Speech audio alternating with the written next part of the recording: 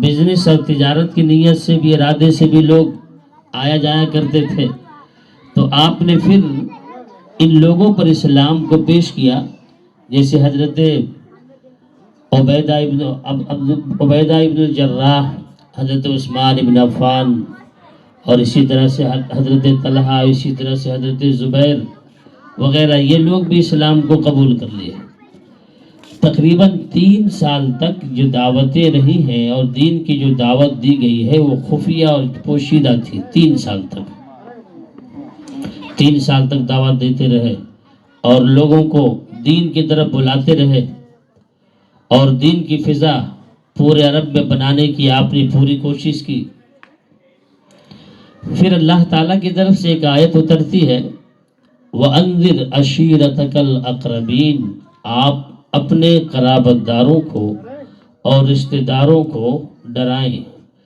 تو آپ نے تقریباً بنو عبد مناف اور اسی طرح سے دوسرے قبائل کو جمع کیا، تقریباً 40 آدمی تھے، اس میں ابو لہب بھی تھا۔ تو اس نے کہا کہ بھتیجے اپنی بات بیان کریں لیکن نادانی چھوڑ دیں، اپنی بات کو رکھیں پر نادانی چھوڑ دیں۔ اللہ کی قسم یہ سارے قبائل آپ پر یا پھر ہمارے قبیلے پر ٹوٹ پڑیں، اس سے بہتر ہے کہ ہم آپ کے ہاتھ کو اس سے پہلے پکڑ لیں۔ تو ابو لہب نے بات کو لپک لیا اور پھر بات وہاں نہیں بن سکی، تو پھر دوسری مرتبہ آپ نے بلایا اور اس کے سامنے یہ پیش کیا کہ اے لوگو، میں اللہ کی طرف سے نبی ہوں اور اللہ کی کتاب میرے اوپر آئی ہے، اور پھر تم ایک اللہ کو مان لو، اللہ کی کتاب پر ایمان لاؤ، میری رسالت کا اقرار کرو، اور تم اسی طرح سے جس طرح سے سوتے ہو مرو گے، اور اسی طرح سے تم اٹھائے جاؤ گے دوبارہ جس طرح سے سونے کے بعد دوبارہ اٹھتے ہو۔ لہذا ایک طبقہ جنت میں جائے گا، یہ ایک طبقہ جہنم میں جائے گا۔ تو آپ نے یہ دعوت دی لیکن کوئی بڑی کامیابی نہیں ملی۔ اس پر ابو طالب نے کہا میرے بھتیجے، بے شک تیرا دین بہت ہی عمدہ ہے اور بہت ہی اچھا دین ہے، لیکن میرا جی عبد المطلب کا دین چھوڑنے پر راضی نہیں ہے۔ لیکن اس کے باوجود 40 سال تک آپ کے چچا نے عقائد و جہاں محمد رسول اللہ صلی اللہ علیہ وسلم پر دست شفقت دراز رکھا ہے، اور پھر ہر طرح کی دوستی اور دشمنی قبائل عرب اور پورے جو ہے قریش سے لی ہیں، جو سیرت کی کتابوں میں موجود ہیں۔ پھر ایک آیت نازل ہوئی، فَاصْدَعْ بِمَا تُؤْمَرُ وَأَعْرِضْ عَنِ الْمُشْرِكِينَ، آپ کو جو حکم ملا ہے اس حکم کو آپ کھول کر بیان کر دیں، اور مشرکین سے آپ ڈرے نہیں، آپ ان سے منہ موڑ لیں، آپ کی حفاظت اللہ کرے گا۔ لہذا اب آپ نے کھل کر جو ہے دعوت دینی شروع کی، اور کھل کر جو ہے آپ نے اللہ کے پیغام کو اور آپ کے اللہ کی شریعت کو، دین کو پہنچانا شروع کیا۔ تو اس آیت کے نازل ہونے سے پہلے صرف 40 آدمی ایمان لائے تھے، پھر اس کے بعد جو ہے دھڑا دھڑ اسلام میں داخل ہونا شروع ہوئے۔ پھر جو ہے 4 سے 5 ہجری شروع ہوتے ہوتے پھر ان مشرکین کے بہت سارے جو ہے کمزور مسلمانوں پر ظلم اور تشدد اور اسی طرح سے جور و جفا اور اسی طرح سے جو ہے بدلہ اور انتقام کی بہت ساری کاروائیاں ہوتی رہیں، یہاں تک کہ سن 4 ہجری کے شروع میں یا 5ویں ہجری کے لاسٹ یا پھر شروع میں 5ویں ہجری شدت زیادہ بڑھ گئی، تو اللہ کے نبی صلی اللہ علیہ وسلم نے 12 مرد اور باقی 12 اور 6 18 ہوتے ہیں نا، 12 مرد اور 6 عورتوں کو حکم دیا کہ آپ حبشہ کی طرف چلے جائیں، اس لیے کہ ان لوگوں نے بہت ظلم کرنا شروع کر دیا۔ لہذا یہ 12 مرد اور پھر جو ہے 6 عورتیں یہ حبشہ کی طرف ہجرت کی ہیں، ایمان کے لیے اور اسلام کے لیے، ہے نا۔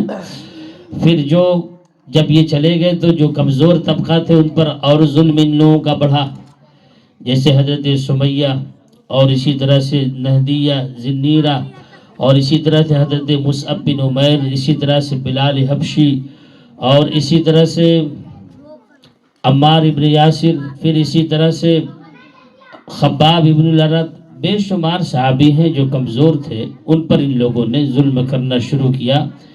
لیکن جو میں بات آپ کو بتلانا چاہتا ہوں اس پروگرام میں اور اس مجلس میں، وہ یہ ہے کہ جب آدمی کا ایمان اور یقین دل میں پیدا ہوتا ہے تو پھر بڑی سے بڑی رکاوٹیں بھی اس کے ایمان کو ڈگمگا نہیں سکتے ہیں، اور اس کے ایمان کو ذرہ برابر کسی طرح کی جنبش اور حرکت پیدا نہیں ہو سکتی ہے، بشرطے کہ ایمان اس کے دل میں مضبوطی کے ساتھ اور قوت کے ساتھ موجود ہو۔ جب ایمان مضبوطی کے ساتھ اور یقین کے ساتھ ہوگا میرے بھائیوں اور ماں اور بہنوں، تو پھر ہمیشہ شریعت پر اور اسلام پر زندگی گزارنے کی کوشش کریں گے، اس لیے کہ اس میں اللہ اور اس کے رسول صلی اللہ علیہ وسلم کی خوشنودی ہے کہ نہیں؟ بچے کی پیدائش پر اسلام ہمیں یہ بتلاتا ہے کہ جب بچہ پیدا ہو تو 7واں دن آئے تو اس کا عقیقہ کرنا چاہیے۔ کیا کرنا چاہیے؟ عقیقہ، ہے نا؟ بیٹا ہو تو 2 بکری، بیٹی ہو تو 1، اور اگر 2 نہ ہو تو بیٹا بھی 1 چلے گا، ہے نا؟ اور پھر اس کے اچھے نام رکھے جائیں، ایسا نام رکھا جائے جس کا معنی بھی صحیح ہو اور زبان پر وہ آسانی سے بولا بھی جا سکے، ہے کہ نہیں؟ ایسا نام نہیں رکھنا چاہیے کہ جس کا معنی بھی صحیح نہ ہو اور نہ ہی وہ زبان پر صحیح سے ادا ہو سکتا ہو۔ لیکن دین سے دوری اور ایمان میں کمزوری کی وجہ سے ہم اپنے بچوں اور بچیوں کے نام ایسے رکھتے ہیں کہ جس کا نہ معنی ٹھیک ہے اور نہ مطلب ٹھیک ہے، اور نہ زبان سے وہ صحیح ادا ہو سکتے ہیں۔ کلکتے سے فون آیا کہ میری بڑی بیٹی کا نام ثانیہ ہے نا، اور ابر جو بیٹی پیدا ہوئی ہے اس کا نام رکھ دیا ہے زانیہ۔ کیا نام رکھا؟ زانیہ۔ جانتے ہیں بدکاری کرانے والی کو زانیہ بولتے ہیں، اور زانی بدکاری کرنے والا مرد، زانیہ بدکاری کرانے والی عورت۔ تو اب ہم آپ سے پوچھتے ہیں کہ یہ نام ٹھیک ہے؟ نام ٹھیک ہے؟ نہ اس کا معنی ٹھیک ہے نہ مطلب ٹھیک ہے۔ دین سے دوری کا نتیجہ ہے منتشا، الکشا، یہ سب کوئی نام ہے؟ کوئی نام نہیں، کوئی مطلب نہیں، خواہ مخواہ۔ تو نام جب بھی رکھیں، جیسے زمانے جہالت میں، اب تو بہت سارے پڑھے لکھے ہو گئے ماشاءاللہ، پہلے سردار ہوا کرتے تھے، اور محلے کا، گاؤں کا بھول بھجک کر، ہے نا، کوئی مسئلہ اٹکتا تھا تو وہاں پہنچ جاتے تھے۔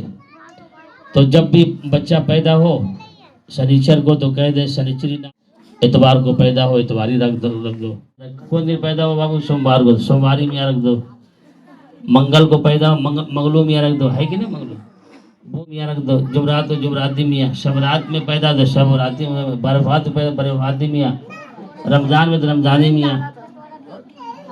تو یہ دین سے دوری کا نتیجہ ہے۔ جب ہمارا تعلق اور ہمارا اٹھنا بیٹھنا علماء اور اسی طرح سے بزرگوں سے، ولیوں کے ساتھ، مسجد کے اماموں کے ساتھ ہوگا، تو پھر ہم اپنے بچے اور بچیوں کا نام بھی رکھیں گے تو پوچھ کر رکھیں گے کہ کیا نام رکھیں، اور ہمیشہ نام ایسا رکھیں جو صحابہ اور صحابیات، ازواج مطہرات، بنات طیبات و طاہرات کے نام سے ملتے جلتے ہوں، وہ سب نام رکھنے چاہیے۔ نام کا اثر ہوتا ہے۔ تو بہرحال جب بچے پیدا ہو تو 7واں دن کیا کریں؟ عقیقہ کریں، اگر حیثیت ہو تو، نہ ہو تو کوئی مسئلہ نہیں ہے، قرضہ لینے کی ضرورت نہیں ہے، سود پر پیسے لینے کی ضرورت نہیں، کوئی ضرورت نہیں ہے تو کیجئے، نہیں ہے تو مت کیجئے۔ ایک دوسرا رسم ہماری یہاں یہ بھی تھا، اب تو اللہ کا شکر ہے کہ ختم ہو گیا قریب قریب، وہ ہے رسم چھٹیاری۔ کیا ہے؟ اب چھٹیاری چھٹا دن چھٹیاری ہے اور پھر اس میں 6 طرح کی سبزی ہونی چاہیے، پیسہ نہیں ہے تو قرضہ لیجئے، لوگ کیا کریں گے، لوگ کیا کہیں گے؟ میرے بھائیو بزرگ اور دوستو، ماں اور بہنوں، شریعت میں چھٹیاری ہے ہی نہیں ہے، نہیں ہے چھٹیاری ہے۔ چونکہ ہم ہندو بھائیوں کے ساتھ رہتے ہیں، ان کی معاشرت ہمیں ملی ہوئی ہے، تو یہ سب باتیں ہم نے وہاں سے لے لی ہیں اور چھٹیاری کرنا شروع کر دیا۔ کسی بھی عالم سے مسئلہ پوچھ لیں، چھٹیاری کا وجود ثبوت شریعت میں نہیں ہے۔ یہ ہمارے ہندو بھائیوں کی معاشرت، اس کے ساتھ رہن سہن کی وجہ سے ہم نے اس مسئلے کو وہاں سے لیا ہے۔ قرآن اور حدیث میں یہ مسئلہ نہیں ہے، بالکل نہیں۔ تو ایک تو توبہ کریں انشاءاللہ کہ اب کبھی چھٹیاری نہیں کریں گے، ہوگا انشاءاللہ؟ ہاں؟ لیکن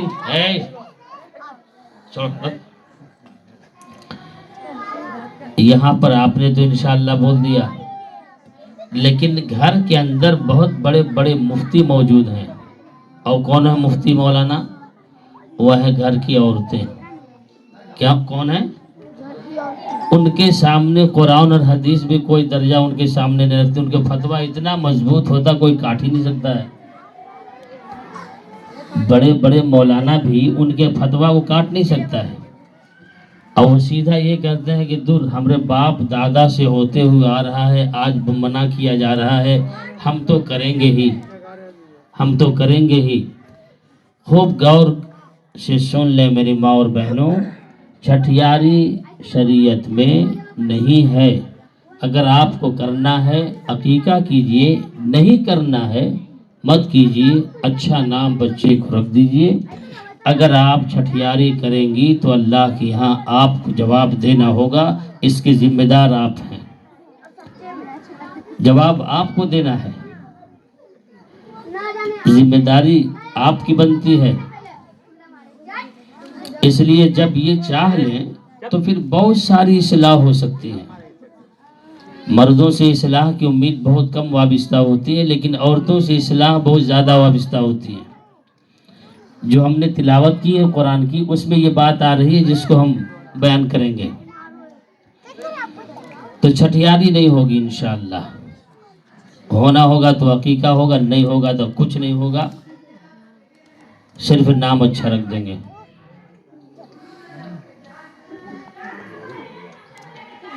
عقیقہ 7واں دن اگر کریں، جیسے بچے کی پیدائش آج ہوئی ہے، پھر آج کے بعد 7واں دن کر رہے ہیں، تو پھر اس کا بال بھی اتار دیے جائیں، جو کچھ بال ہوتے ہیں سر پر، اور اس کے برابر چاندی، اس بال کے وزن کے برابر صدقہ کر دیں، غریبوں کو، مسکینوں کو دے دیں، ضرورت مندوں میں۔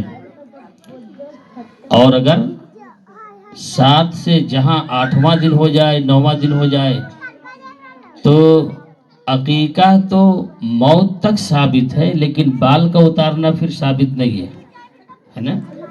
بچے کی عمر اب 1 سال ہو گئی، ٹھیک ہے، 9 مہینے 10 مہینے جو بھی ہوئے، 2 سال 5 سال 80 سال، تو اب بال کا اتارنا ثابت نہیں ہے، لیکن عقیقہ موت تک ثابت ہے۔ جب چاہیں آپ کر سکتے ہیں، قربانی کے موقع پر بھی اور ویسے بھی۔ کیوں؟ اس لیے کہ یہ شکرانہ ہے۔ کیا ہے یہ؟ شکرانہ۔ کس چیز کا؟ یہ شکرانہ اس چیز کا ہے کہ اللہ نے آپ کو اولاد عطا فرمائی، سبحان اللہ۔ اور اگر اولاد نہیں ملتی تو پھر آپ کو میرے یہاں چکر لگانے پڑتے، کوئی دعا دیجئے، کوئی تعویذ لکھ کر دیجئے کہ بال بچہ ہو جائے۔ 5 سال ہو گئے شادی کی، ابھی تک کوئی بال بچہ نہیں۔ 5 لاکھ 6 لاکھ ایسے بھی لوگ آتے ہیں کہ 5-6 لاکھ روپیہ خرچہ کر دیا، اب تک کچھ نہیں ہوا۔ تو کم سے کم اس سے تو بغیر خرچ کی آپ کو عطا فرمایا، الحمدللہ۔ تو اس شکرانے پر شریعت کا حکم ہے کہ اگر تمہارے پاس طاقت ہو، وسعت ہو، پیسے ہوں، تو پھر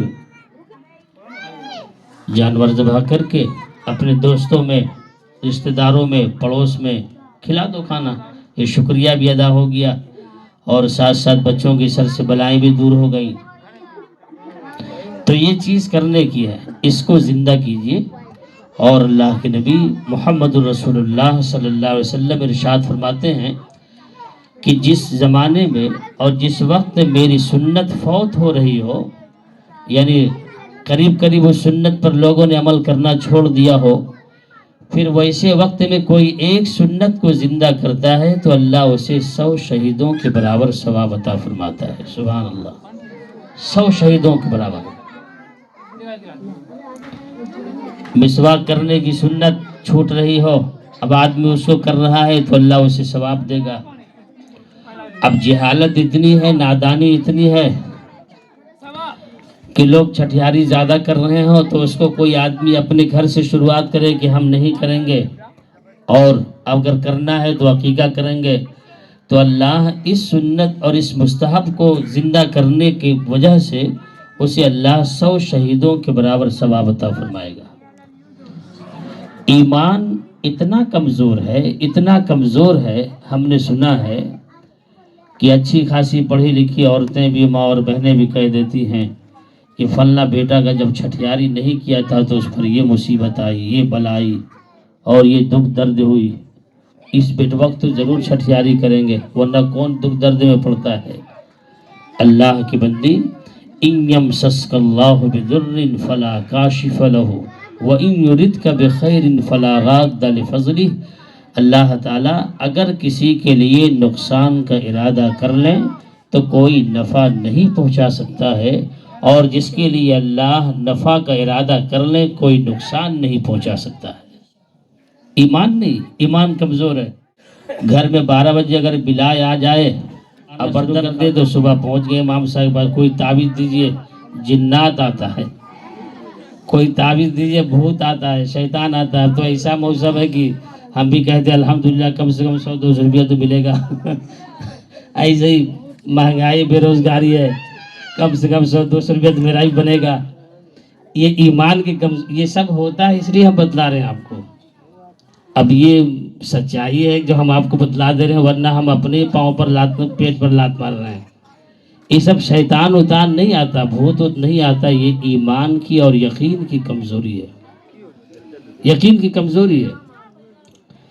ایسا بھی ہو سکتا ہے بلی نے گرا دیا ہو، یہ بھی ہو سکتا ہے کہ ہوا چلنے کی وجہ سے گر جائے، یہ بھی ہو سکتا ہے گرم گرم کھانا ہو، اس کو آپ ڈھانک کر رکھے ہو تو بھاپ کی وجہ سے وہ سلپ کر کے برتن گر جائے۔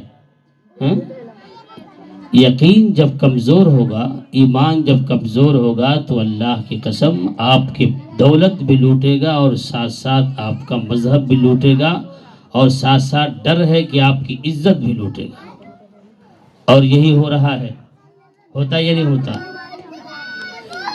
بچے جب پیدا ہوں اللہ کا شکریہ ادا کریں، اور ایک بات اور یاد رکھیے، اگر آپ کو سمجھ میں نہ آئے تو پھر کسی بھی عالم سے، کسی بھی مسلک کے علماء حضرات سے مسئلہ پوچھ لیں گے۔ بچے پیدا ہوتے ہیں تو بسا اوقات یہ صورت ہوتی ہے کہ بیماری ساتھ ہوتی ہے، مرض ساتھ ہوتے ہیں، پریشانی ساتھ ہوتی ہے، تو اب اس کو منسوب کر دیا جاتا ہے، نسبت کر دی جاتی ہے فلاں مزار کے ساتھ، ہے نا، اور فلاں درگاہ کے ساتھ، اور فلاں کربلا کے ساتھ۔ ایک بات یاد رکھیں، ہم نہ مزار کے مخالف ہیں اور نہ بزرگوں کے مخالف ہیں، نعوذ باللہ۔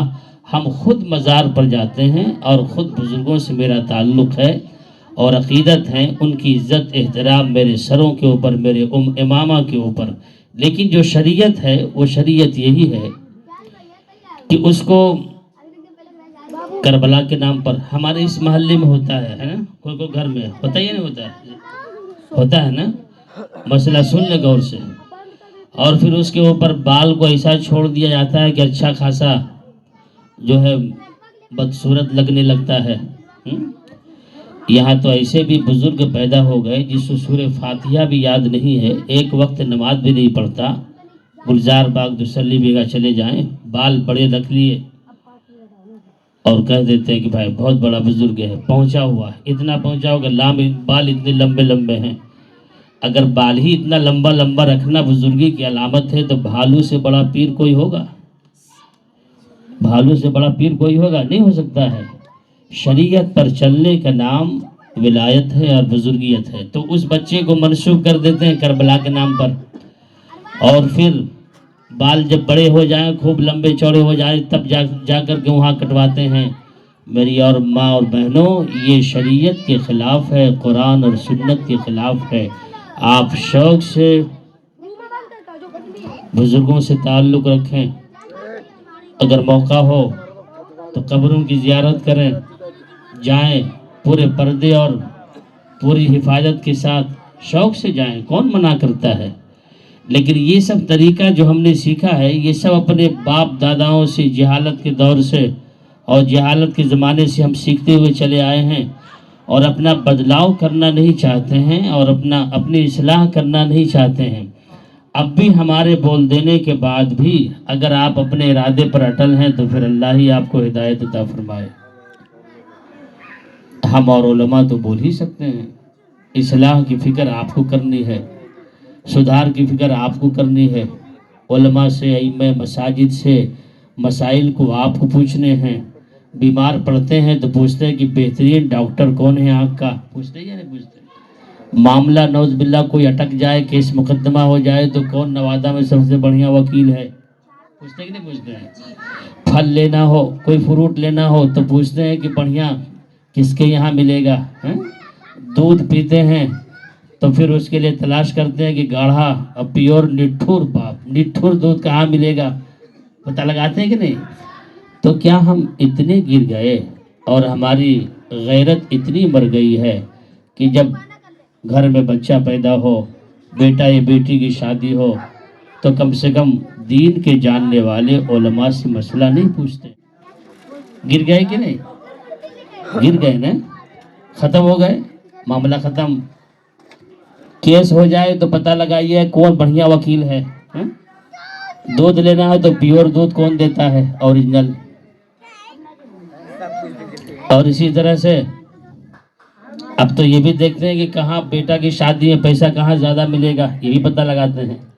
لیکن یہ نہیں پوچھتے ہیں کہ جو دین کا علم رکھتا ہے، بیٹا کی شادی کر رہے ہیں، بیٹی کی شادی کر رہے ہیں، بچے کا ختنہ کر رہے ہیں تو کم سے کم جا کے امام صاحب سے پوچھ لیں، یا پھر کسی بھی عالم سے پوچھ لیں کہ کیا کیا کام کریں، کیا کیا نہ کریں۔ کبھی ہوتا ہے ایسا؟ نہیں ہوتا، کوئی ضرورت ہی نہیں ہے۔ اس لیے مجھے معاف کریں گے، ہم اور آپ موروثی مسلمان ہیں، مصنوعی مسلمان ہیں۔ ہم نے اسلام کے لیے نہ خون دیا ہے، نہ وقت دیا ہے، نہ جان دیا ہے، اور نہ پریشانیاں اٹھائی ہیں۔ ابا مسلمان، ہم بھی مسلمان، ابا کا ابا مسلمان، ہم بھی مسلمان، ابا کا ابا مسلمان، ہم بھی مسلمان، ہے نا؟ ایسا ہے یا نہیں؟ اور یاد رکھیں، جب تک کہ مسائل پوچھیں گے نہیں، معلومات نہیں ہوگی۔ بہرحال بات بڑی لمبی ہوگی، کہاں چلے گئے؟ تو اللہ تعالیٰ یہ فرماتے ہیں، ضرب اللہ مثلا للذین کفروا امرأۃ نوح و امرأۃ لوط۔ اللہ نے ایک مثال بیان کی، نوح علیہ السلام کی بیوی اور لوط علیہ السلام کی بیوی، ان دونوں کی مثال بیان کی۔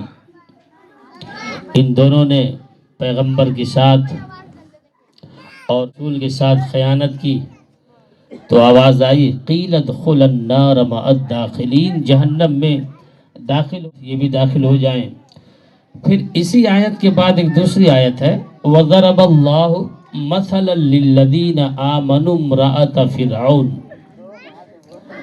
وَضَرَبَ اللَّهُ مَثَلًا لِلَّذِينَ آمَنُوا امْرَأَةَ فِرْعَوْنَ، اور اللہ نے ایک مثال بیان کی، کس کی؟ فرعون کی بیوی کی۔ اذ قالت، جب کہی، رب ابن لی عندک بیتا فی الجنہ، اے میرے رب میرے لیے گھر جنت میں گھر بنا دے، ونجنی من فرعون، فرعون سے نجات دے، وعملہ، اس کے کام سے، ونجنی من القوم الظالمین، سے نجات دے، ومریم ابنت عمران التی احسنت، اور ایسے ہی عمران کی بیٹی کا بھی اللہ نے اس میں تذکرہ کیا ہے۔ تو ایک نبی ہے اور لوط علیہ السلام، دو نبی بیوی جہنم میں گئی، ٹھیک ہے؟ اور پھر ادھر دیکھیے فرعون ہے، اس کی بیوی آسیہ بنت مزاحم، یہ جنتی ہے۔ مفسرین نے لکھا ہے، علامہ ابن کثیر نے تفسیر کثیر کے اندر، کہ روئے زمین پر فرعون سے بڑا ظالم جابر کوئی بادشاہ نہیں گزرا. سمجھے؟ فرعون سے بڑا جابر ظالم بادشاہ